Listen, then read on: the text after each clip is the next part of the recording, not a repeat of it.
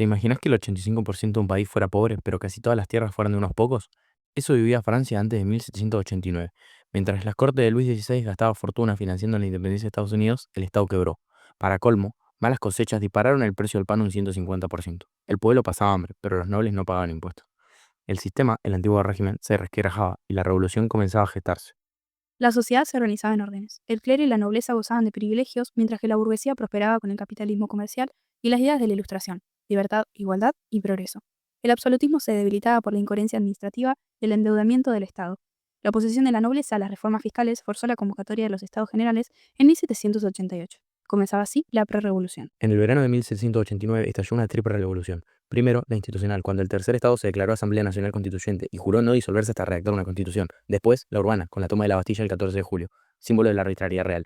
Y finalmente, la campesina, con el Gran Miedo, una ola de levantamientos agrarios. La noche del 4 de agosto abolió el sistema feudal y el 26 de agosto se proclamó una declaración de los derechos del hombre y del ciudadano. Como explica Chartier, una revolución se alimenta de ideas o no es una revolución. Durante el siglo XVIII creció la politización del pueblo. Artesanos y campesinos comenzaron a interesarse en los asuntos del Estado. Los cafés y salones de lectura se multiplicaron. La prensa se abarató y los cuadernos de quejas se convirtieron en un espacio de expresión popular. Abogados, notarios y oficiales de justicia representaban al 70% de las asambleas. El lenguaje jurídico siguió siendo el principal medio para expresar conflictos y esperanzas de reforma. Era una nueva forma de pensar lo político y de participar en la vida intelectual emancipada de la tutela monárquica. Al calor de las crisis en 1792, Francia se encontraba entre la espada y la pared. Las insurrecciones internas y las alianzas internacionales amenazaban la continuidad de la revolución.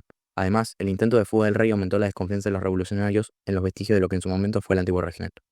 Así, el 21 de septiembre de 1792, la Convención Nacional abolió la monarquía y proclamó la Primera República Francesa. Sin embargo, la República estaba lejos del concepto de estabilidad y unidad. Con la ejecución de Luis XVI en enero de 1793, la revolución se radicalizó y tuvo su lugar el enfrentamiento entre los girondinos y los jacobinos, que culminó con la victoria de los últimos y el comienzo de un gobierno violento y paradójico. Los jacobinos liderados por Robespierre, Danton y Marat asumieron el poder apoyados por los sectores públicos. Los sans-culottes defendían la igualdad social, la soberanía del pueblo y la necesidad de eliminar a los enemigos internos y externos de la revolución. Bajo su lema, el gobierno de Francia es revolucionario hasta la paz, el Comité de Salvación Pública instauró un régimen conocido como el terror. Fue un periodo de control político extremo. Se censuró la prensa y miles de personas fueron ejecutadas por traición o conspiración, incluso antiguos revolucionarios. Sin embargo, también se propusieron cambios profundos: una educación pública obligatoria, la creación del calendario republicano, el impulso al divorcio, la protección jurídica de las mujeres y los niños y la descristianización de la sociedad.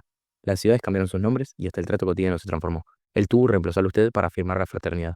Tras la caída de Robespierre en 1794, el terror llegó a su fin, pero la revolución había cambiado para siempre la forma de entender la política.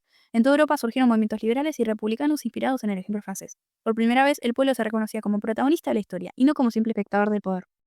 Como señala McPhee, aún se discute si el terror fue una respuesta necesaria a una traición a los ideales revolucionarios. Pero más allá de la violencia, la Revolución Francesa marcó el nacimiento de la ciudadanía moderna y el fin del mundo feudal. Transformó la política, la educación, el lenguaje, las creencias y la vida cotidiana. Fue, según Chartier, el momento en que las palabras cambiaron de sentido y el pueblo comenzó a escribir su propia historia. Francia cambió, y con ella cambió el mundo.